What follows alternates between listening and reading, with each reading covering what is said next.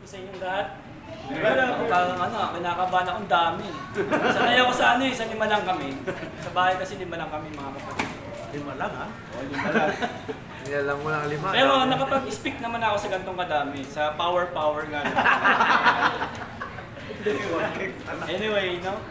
Grabe na, nabusog ako sa mga nagsasalita, parang wala na akong sasabihin. Pero mas masarap po yung nakikinig ng mga kapatid. Nabubusog tayo ng knowledge. Tapos na-detach ako doon sa sinabi ni Elder Benny. Grabe, no? Kasi nanonood ako ng debate. Nakikipagtalo, wala ka namang alam. Pero hindi ako nakikipagdebate, mga kapatid. Hindi ako nakikipagdebate, nanonood lang ako. Kasi may mga nagdidebate, wala nga talagang alam. Na-realize ko yung sinabi ni Elder Benny. No? Kaya patuloy po ang pag-aaral. Si Elder Romel, ilang years na dahil sa Primitive Baptist? From 2000. Pero hanggang ngayon, nag-aaral pa rin mga kapatid. Amen. Yun po yung example nun. So, kung sa paglilingkod, never ending ang pag-aaral, mas lalong non-stop Primitive Baptist. Amen. Okay po. In 22 years po, no, sabi ni Elder Wally, nag-exist. Parang trending kasi ngayon yun eh. Nag-exist. Masasabi mo na all the challenge na nangyari sa Muntinlupa, no? Nag-exist pa kayo. Hindi masasabi mo rin na I will dwell in the house of the Lord. Hindi lang naman kay David yan eh. Pwede mo rin masabi sa sarili mo yan. Okay? Amen. Basahin natin yung verse, mga kapatid. Balik tayo, no? Psalms 23 verse 6, surely goodness and mercy shall follow. Bakit nasabi ni David to? Surely goodness and mercy shall follow. Bakit niya nasabi to, mga kapatid? Dahil po, siya buhay pa eh, nabuhay siya eh.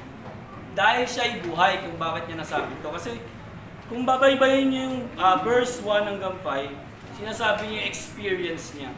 Si David, dumaan na siya sa gera. Na-experience niya yung maraming namamatay.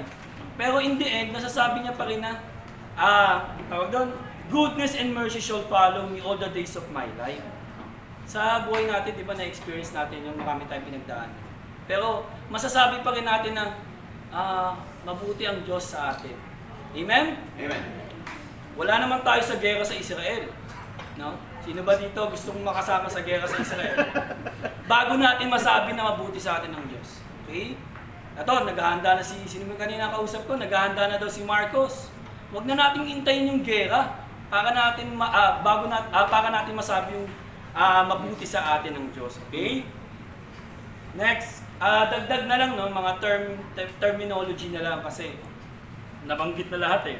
First, surely goodness and mercy shall follow. Yun nga, tunay na ang kabutihan at awa ay susunod sa akin sa lahat ng mga araw ng aking buhay. Sinabi ni David yun. Kasi puro bad experience na, puro good na pagdaanan niya. In our present time, amid challenges na nararamdaman natin ngayon mga kapatid, kailangan natin intindihin, kailangan natin isa puso na mabuti ang Diyos sa atin. Lahat naman nakakaranas naman ng challenge, no? Sino ba dito hindi nakaranas ng challenge? Bibigyan. Grabe yun, pag hindi ka nakaranas ng challenge, nag-iisa ka, bukod tangi, no? History, no? Say, bawat isa sa atin may history dito bago ka naging PB. At nung naging PB ka, nasabi mo na napakabuti sa iyo ng Diyos. Amen. Di ba? Ako dating Catholic. Simbang tabi lang ang alam ko, mga kapatid.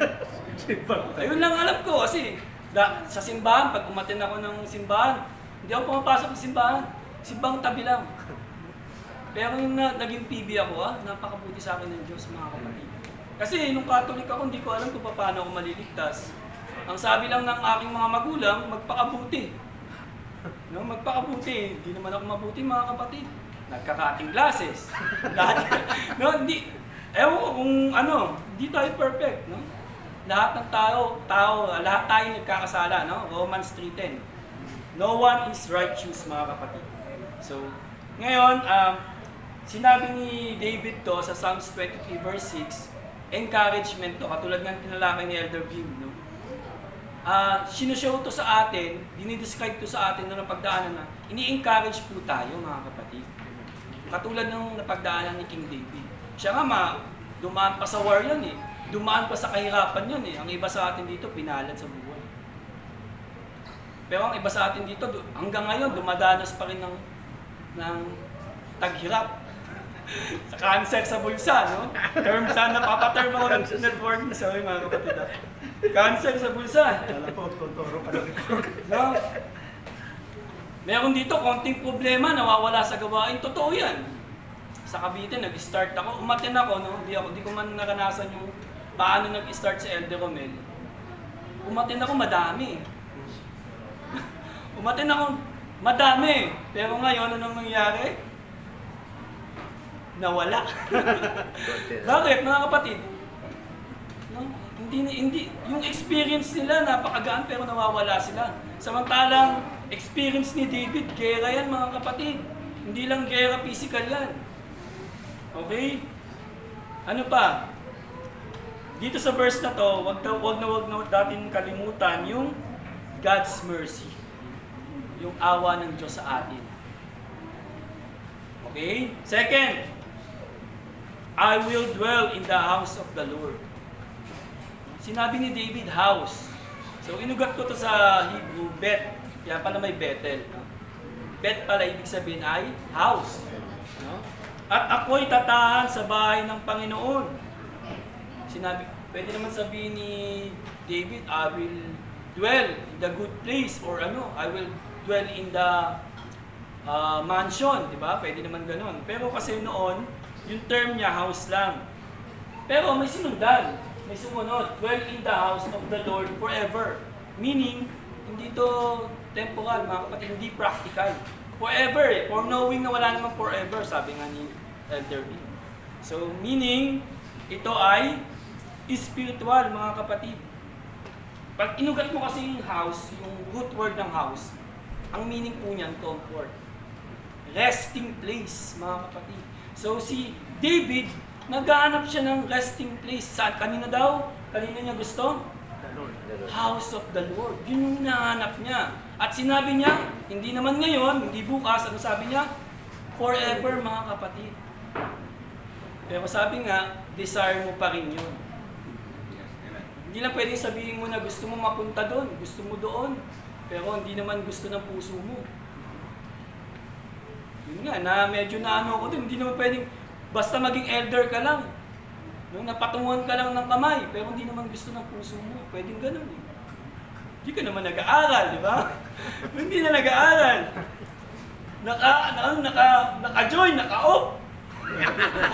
Pwede rin naman, in a positive way, pwede rin naman natin sabihin, baka naman mailang naman yung speaker. Pwede rin gano'n, no? Positive, no? Kumambyo pa.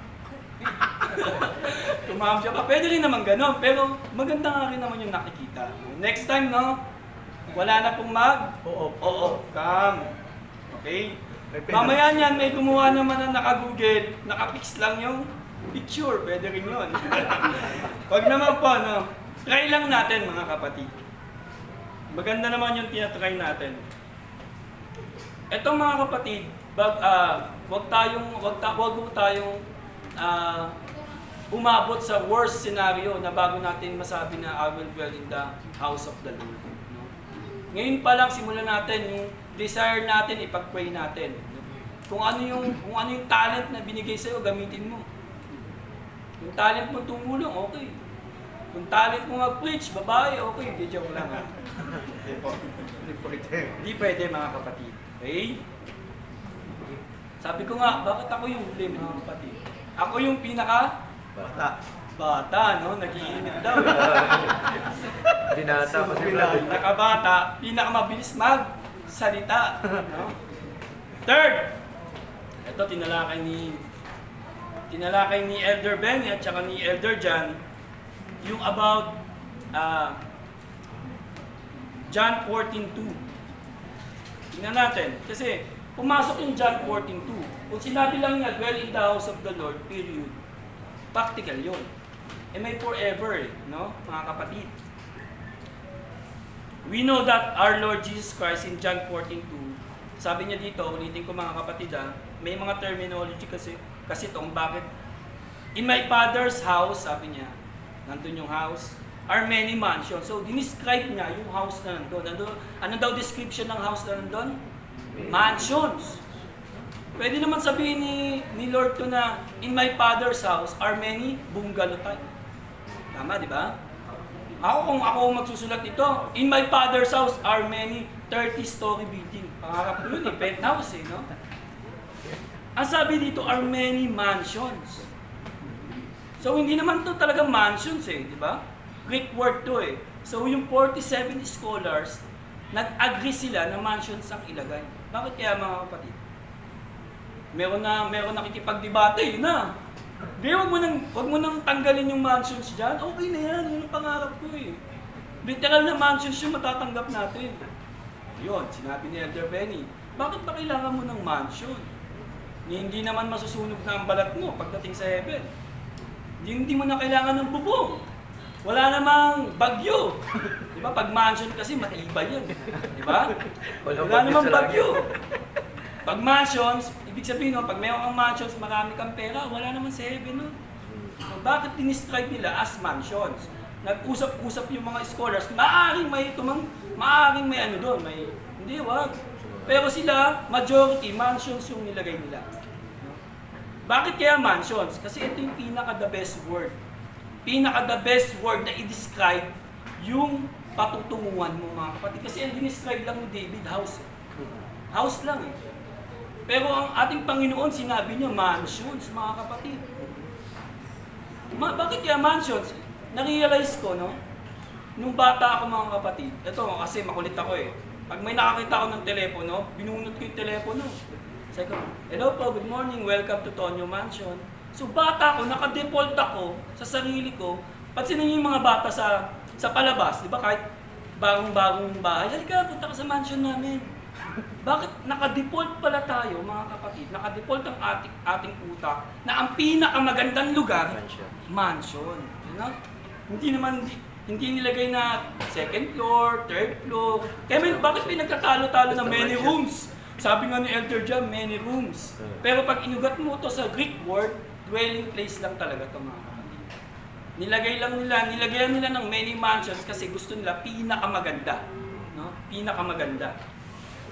Lastly, bilis ko magsalita, Kasi ako yung pinakabata lastly, sabi dito, I will dwell in the house of the Lord. Yun nga, inugat natin na comfort. Sino ba yung comfort natin? Sino ba yung resting place natin? Sino ba mga kapatid? Walang iba kundi ang ating Panginoon. Okay? Matthew 11:28, sabay-sabay tayo mga kapatid. Ito kantahin to, pero hindi ko nakakantahin. Kasi meron tayo sa hymnal Di ba? Kasi mga kinanta kanina sa meron ba tayo sa hymnal? Wala, Dwelling? Hindi, yung mga kinanta nila kanina, Del. Wala, Ito, hindi ko kakantahin kasi meron tayo sa hymnal natin to. Come unto me. Matthew 11:28, sabay-sabay tayo basahin. Come unto me, all ye that labor are heavy laden, and I will give you rest. Amen. Yun lamang po mga kapatid. Tandaan natin ang ating Panginoong Hesus lang ang ating resting place. Amen. Amen.